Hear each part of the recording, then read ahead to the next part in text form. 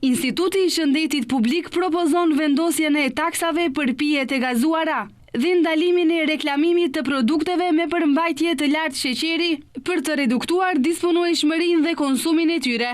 Ata thonë se trajtimi i problemit të obezitetit kërkon masa sistematike që do të reduktojnë ekspozimin e popullatës ndaj ushqimeve dhe pijeve me përmbajtje të lartë të sheqerit, kripës dhe yndyrnave të pashëndetshme.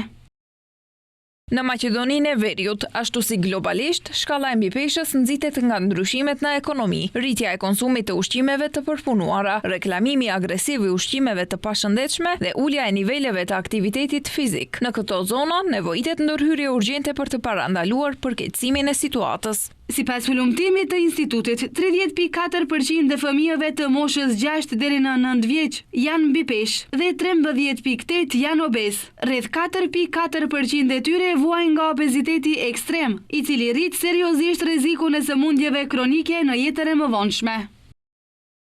Përpjekjet e deritanishme të fokusuara kryesisht në zakonet individuale nuk janë të mjaftueshme. Obeziteti nuk është vetëm pasojë e zgjedhjeve personale, është një problem shëndetësor që kërkon zgjidhje sistematike. Nga Instituti i Shëndetit Publik thonë se popullsia e RMV-s konsumon 2 herë më shumë krip se sa rekomandon Organizata Botërore e Shëndetësisë dhe se veçanërisht shqetësuese është sasia e kripës në bukën e bardhë, e cila dominon në ushqime. Sipas analizave, thonë ata, buka e bardhë e vendit tonë është ndër produktet me përmbajtjen më të lartë të kripës në botë. Parandalimi i obezitetit duhet të jetë një prioritet kombëtar, duke kombinuar masat tatimore, kufizimet ligjore dhe kushte më të mira për ushqim të shëndetshëm dhe aktivitet fizik. Mund të arrihen efekte pozitive afatgjata në shëndetin publik, thuhet në komunikatën e Institutit të Shëndetit Publik.